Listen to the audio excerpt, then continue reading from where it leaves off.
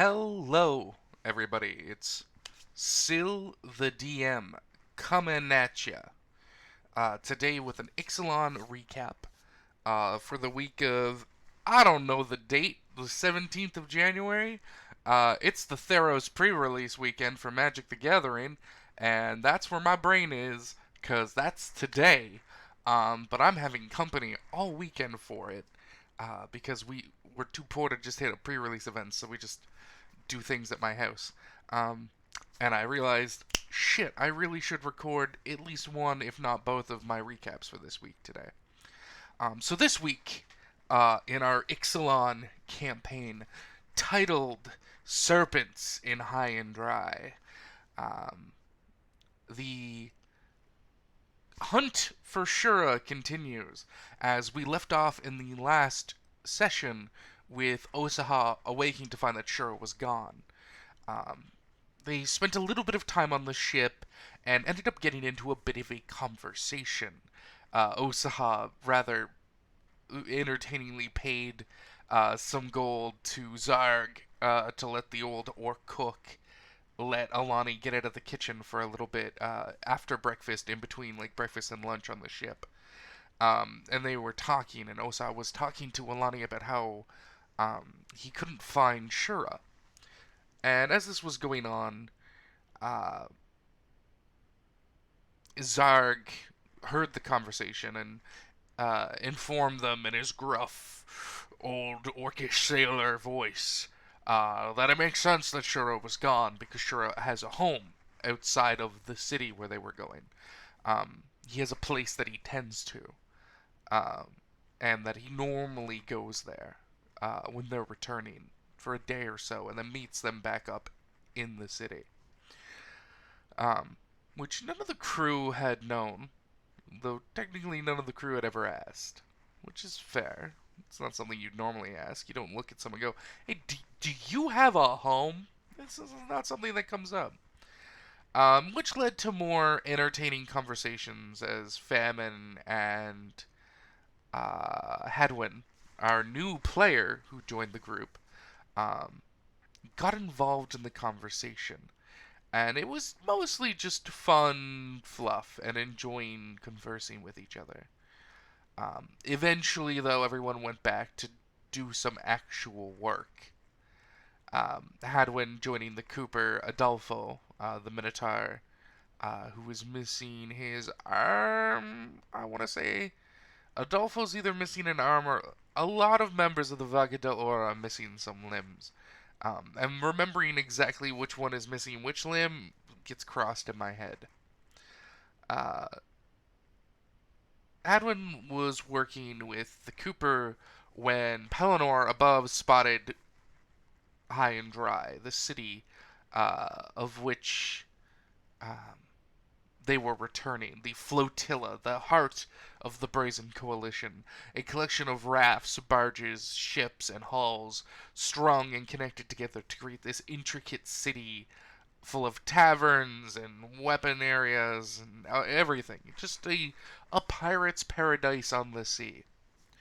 Um, to which Hadwin had never seen before, and as an artificer was enthralled with how ingenious some of the structures and everything were.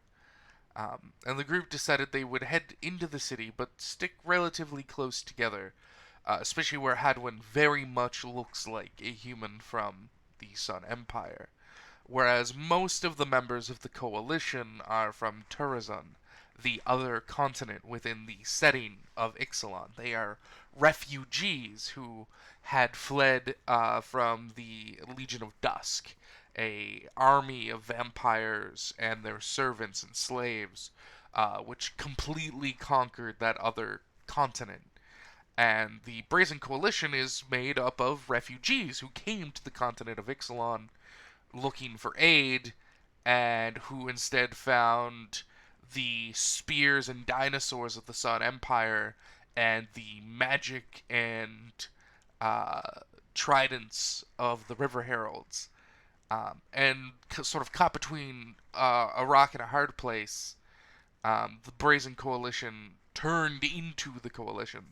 These refugees trying to flee war on their own continent to another place were instead met with violence and betrayal, and instead turned to piracy and start formed this city.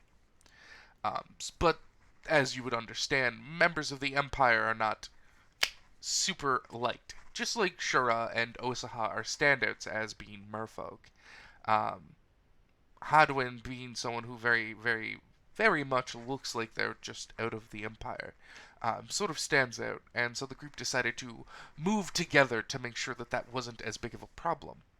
And they decided to go home to visit Odana, Osaha and Alani's mother, at the Sisong. And along the way, Alani noticed that they were passing by the old curio shop, known as Fawn Athame. This curio shop was where Alani had spoken to the storekeep about his goddess, Sitara, some time ago, and it was recent in his memory for when they were in the Snake Temple.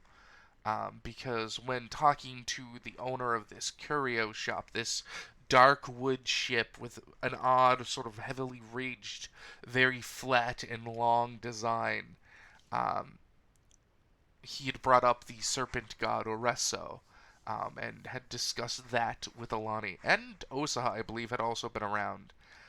Because I believed we determined that Osaha had went there but wasn't as invested in the shop as Alani was. And Alani was very interested to go back in.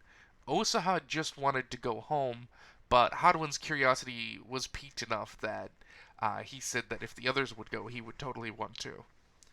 So they did, and they went inside this very dark, long ship that's fairly wide.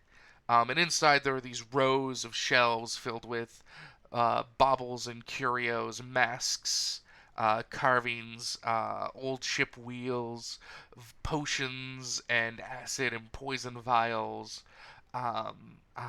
animals sort of suspended in some sort of mixture, long dead creatures, but are being preserved, as it were.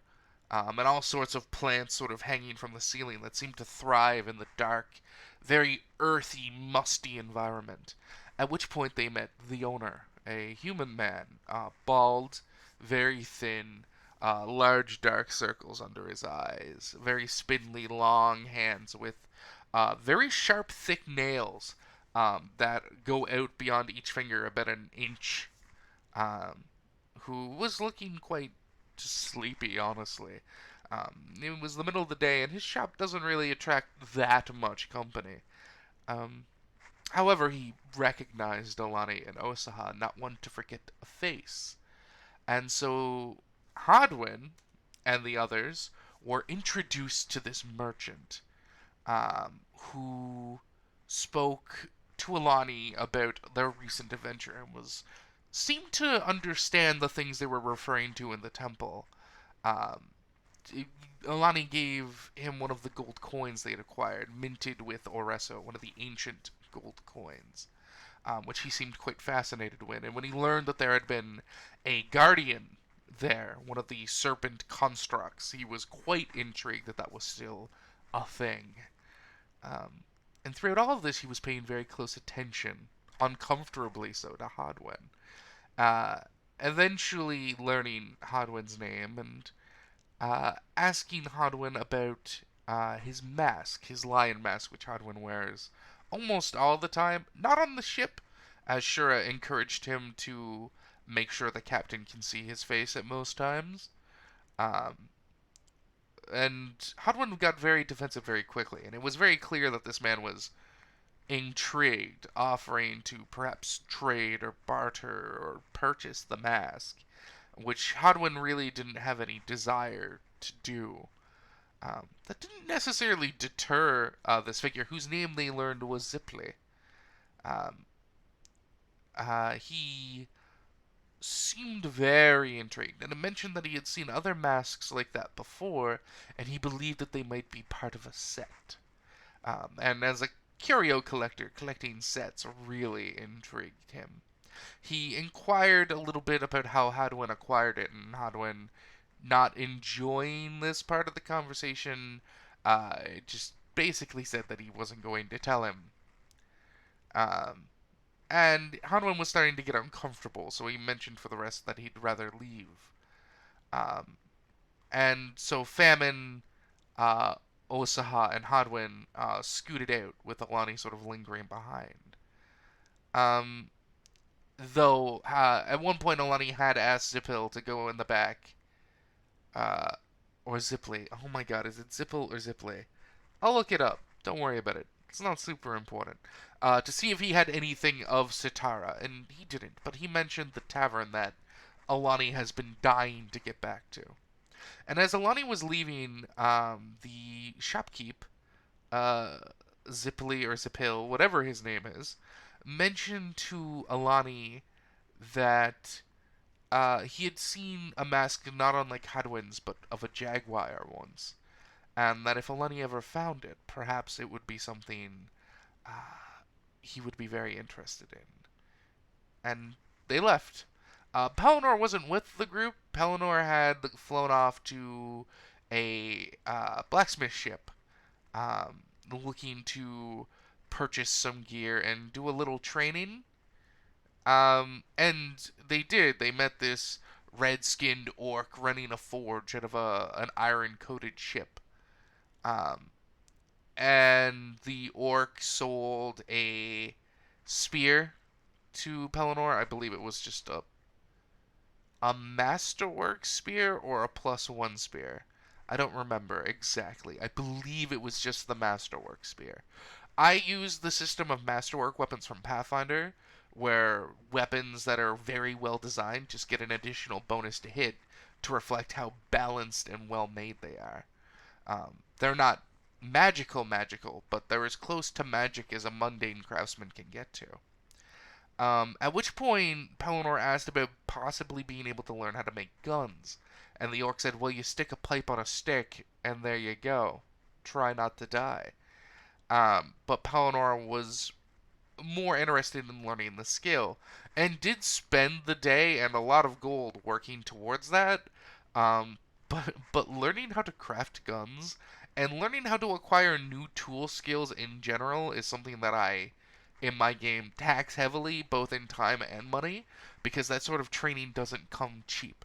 There's a reason in 5th edition you have access to the skills you do.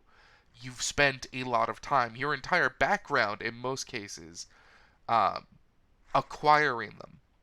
Your all of the training up until your character's current moment was acquiring and perfecting those abilities to be able to use them proficiently. And trying to pick up things that either aren't in your class or are just difficult in general. I like to make sure that there's an appropriate cost, which made Pelennor a little disheartened because they never know how long they're going to be in high and dry, and money is often tight, and spending a lot of time learning a skill can be difficult for pirates, and that's just understandable. Um, and when Pelennor was done with this, they went back to the Sea Song, where everyone else was. So everyone else spent most of the day in the Sea Song. Hadwin met Odana, the merfolk mother of Osaha and the adopted mother of Alani. And after a brief snack, spent the day helping around at the Sea Song working, um, while Osaha prepared dances for the evening. Um, and it got a little busy. They did notice that there was one figure, a human with a heavy cloak, who was sort of hard to see, who just sort of took up a booth for most of the day, drinking like a beer like once every hour or so, but consistently paying and not making any racket. So Adana didn't really mind him occupying the space. However, it got pretty close to evening. Though I will mention Bardov, Aleshta, and Federico did show up and enjoy a meal, and were rather interrogated by Odana, um, because Odana, I run subclasses. I have specialized classes for my NPCs, to try and make them more like real characters, because it doesn't make sense in my settings ever for every person you meet to just be like a 5 hit point human. Like someone in their mid 30s is just a 5 hit point human. It doesn't make any sense to me, and it really makes the players feel like gods. Because then players like, well, I mean, what this town has a military of what, maybe 100 people who are level 1 or 2 fighters. We're 2 level 16 wizards, a level 16 cleric, a level 16 barbarian, and a level 16 bard. We're just gonna kill everyone and take everything in the town, right? Like, I don't deal with murder hobos in my sessions normally. My players just aren't that way. Don't get me wrong, my players get a little murdery sometimes, depending on the group. But they don't normally do that. But in normal D&D rules, they just kind of can. And I don't really care for that. Like, it, the game doesn't really handle those sort of random NPCs. They have stat sheets in like the Monster Manual or the Player's Handbook, but they're not like good characters. So I like to make NPC classes, which I believe was a thing in Pathfinder. I've never really read into it in Pathfinder, so if my thing is like Pathfinder's, then hey, neat for me. But even something as simple as being a full-time parent, which Odana was to Osaha and Alani, I acquit that as something that Odana you can gain experience in, gain skills in, and it comes with certain perks. And for my class, the parent, quote unquote, parent subclass for NPCs often come with a really, really high insight and a feature that just gives them sort of intuitive knowledge. Because as someone who has a parent who's really good at this, sometimes parents just can read the room really well when it comes to their kids. If you spend your time watching someone grow, you're also watching them develop all the little ticks and little intricacies of their character. If you're paying attention, if you're a good parent, in my opinion, you should know your children. Not know their inner workings and thoughts, but you watch them develop their social ticks and have an understanding when your child is embarrassed or concerned or worried, and you can know if that's causing your child stress and stuff like that. And this feature I have for my full-time parents in my NPC class sort of gives them an understanding of what's been happening to their kids. They're not reading their kid's mind, they don't know all things, but they're just very good at reading their child and knowing if something is different with them. Which, sadly, in most of my D&D campaigns, usually means the parent just knows that the child has fucked recently and is dealing with the emotional sort of thing that comes with that sort of relationship.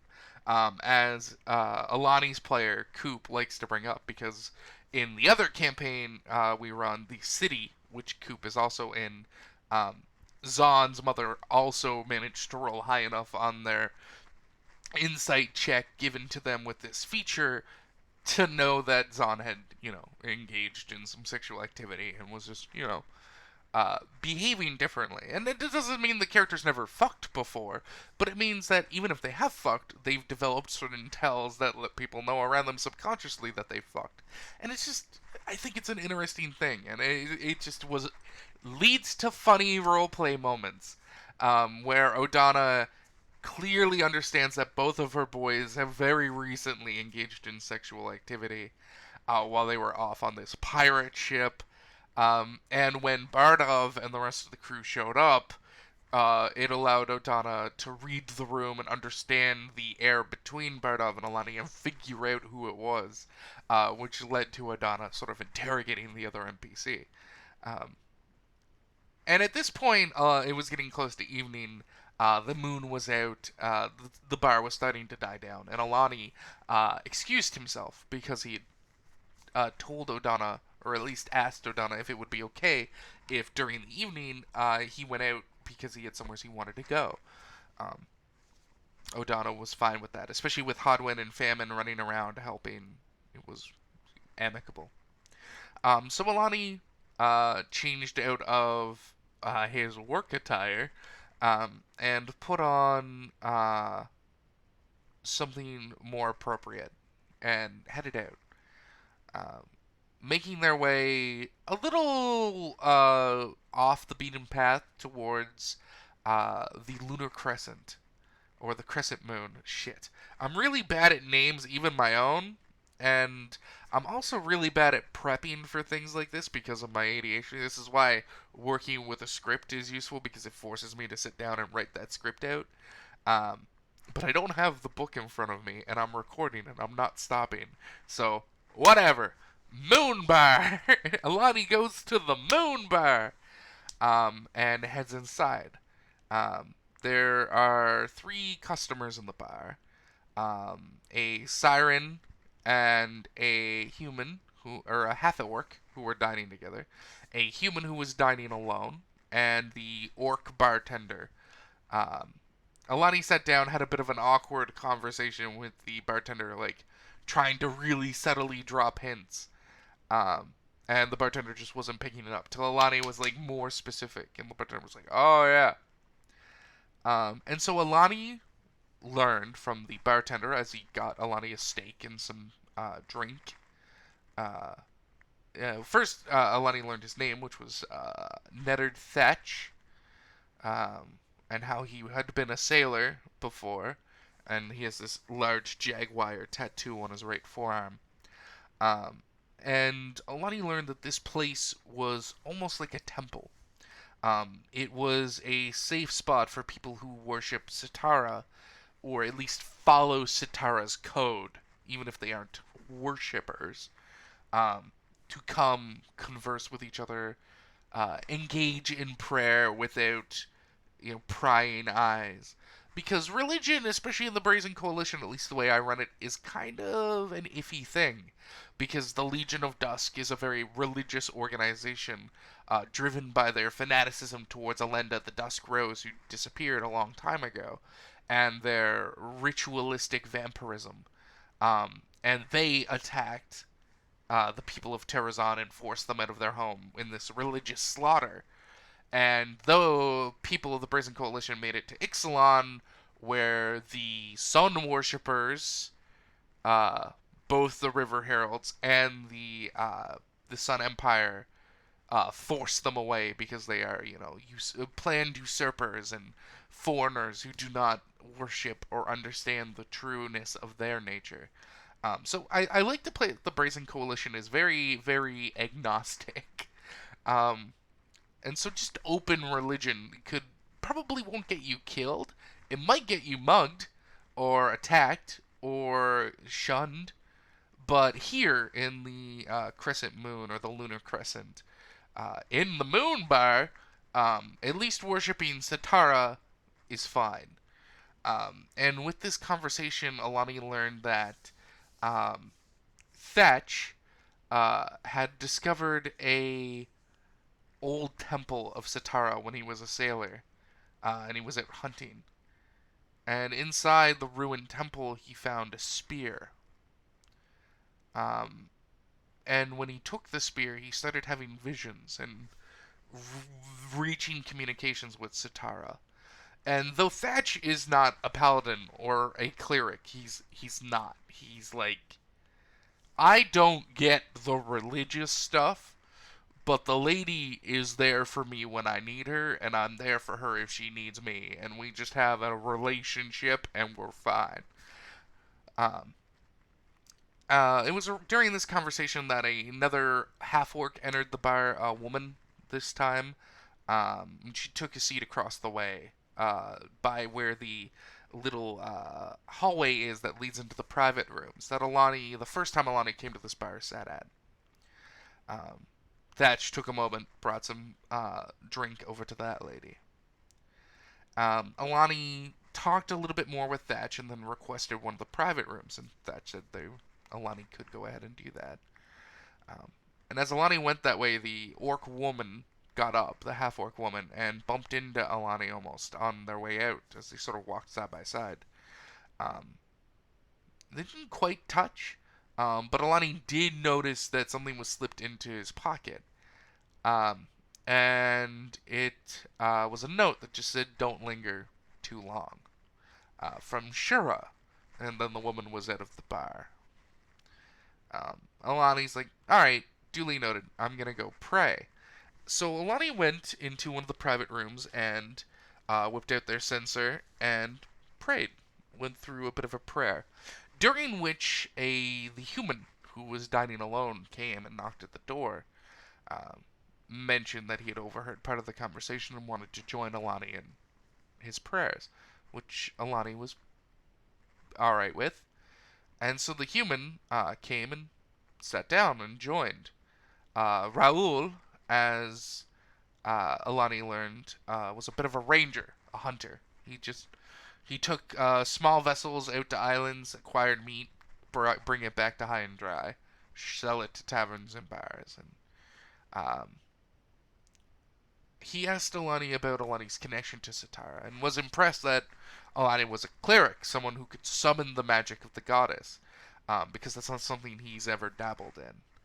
He's met a few others who can do that, but it always impresses him because he just doesn't have that relationship with her, though he's quite attached. And he started bringing up dreams that he and a few others had been having. And Alani didn't have any frame of reference for this. Um, but it seemed to be that in the dreams, um, Raul and the other hunters are joined by a shadow of jaguars, and they're hunting for something specific. And whenever the dream's about to end, they always get an image of this mask, this jaguar mask. And they hear Sitara's voice distant and sort of muffled. It was at this point that their conversation wrapped up, and Alani was considering it, and having heard from Zipil, or Zipley, whatever his name is, of the Jaguar mask, was suddenly very intrigued. Um, but it was also getting very late, and Alani decided to head home. And it was at this point heavily raining, like can't see in front of you rain. The crew back at the Sea Song were quite exhausted, honestly, from the evening of work. Um, and after Osaha took a bath, most of them just went to bed and very quickly passed the fuck out. It was at this point that Hadwin had a dream. He was standing at the edge of Ixalan, looking out into a black-blue ocean. The water was choppy, and great waves were breaking against the shoreline. The little rowboat that his father had acquired for him and sent him out on when he had fled from the Empire was crashing against the shore. And he remembered his father's words urging him on, and he tries to push to it, but the wind catches and pulls him back. The water is just sort of biting and lashing at his face, and the wind is coming in off of the ocean so hard that it threatens to pull him off of his feet and rob his breath. And suddenly, there's a flash of lightning, and the water stops hitting his face, and his mask is on. And he's able to breathe easier as the mask is sort of buffeting the wind. But he's still trying to push forward, and the wind is too strong. And then suddenly there's this wave of inertia, and it feels like he's moving extremely fast, like he's whipping through air, but he's standing still. And as he's looking out across the ocean, he sees something moving towards him at great speed. An entire coastline, another island or another landmass, through the storm and the lightning and thunder. And as it's sort of rising to this crescendo, he sees this massive four-legged creature wrapped in lightning and light, obscuring the details of it. And the figure reached back as if to roar, and there's a flash of lightning, and that's when Hadwin felt cold water hit him, and he jerked awake in his sleep gear in the Sea Song. The window to his room was open, and the storm outside was sending in water and high winds, tossing papers, and knocked the candlestick over. And in the middle of the room was a large figure with oddly disjointed limbs looming over Hadwin, his hands sort of outstretched, ending in claws. A flash of lightning revealed a serpentine mask on this humanoid-like face. And Hadwin pulled himself back, startled by this, And Hadwin had a chance here to do a few things. I basically gave Hadwin an action, or like not a movement or a bonus, just an action. And Hadwin elected to use the action as a free action to scream out for help. Um, the figure, upset that it's prey. No one really knows what this figure is, but could hear other people waking up in the Sea Song, the tavern, and knew that one-on-one it probably would have been fine, but against an entire group in a closed area, it might be in trouble. So with this raspy hiss, the figure leaned back and poured its way out of the porthole that is in the side of the room. Um, Keep in mind the Sea Song and most of the structures in High and Dry are ships, and the porthole is about a foot and a half wide. And Hadwin just watched in horror as this figure like dislocated and just slid its way out of that hole, and just plop into the water on the other side and was gone. At which point everyone burst into the room, concerned. The wind still whipping water and papers around the room, the rain from outside causing a lot of racket. Osaha, concerned, ran to check Alani's room because Alani didn't rouse with anyone else and discovered that Alani wasn't there. Uh, Odana hadn't locked the door, but the door had gotten a bit jammed. And when Alani had come back to the Sea Song to get in and found the door jammed, he just decided to go back to the ship. He didn't really want to be out. Out and about at this point, um, because he had noticed when he had left the moon bar, the human who had been inside the bar earlier that day for several hours was not too far away from the moon bar, just there, hanging out, not noticing or looking in that direction, but was just around, and that was a little unnerving to Alani. So he just wanted to get back to the ship or his home as soon as possible. So Alani just wasn't there. At which point Pellinor went over to the door, or to the window to close it, as Famine hopped up on the bed and was trying to calm Hadwin down. Um, and as Pellinor, there was all this racket going on, Pellinor gets to the window to close it, and Shura's head pops up in the portal like, "Hey, what the fuck's going on?" And Pellinor screams and freaks out, and that's where we ended the session with a bit of a Shura jump scare. I don't like jump scares, but in D&D I find them a little bit funny because it's a jump scare where there's no jump to the scare. It's just, oh yeah, this is there by the way, and it's just like, ah, but it's all imaginary, and I think an imaginary jump scare is fine. But Shura's back.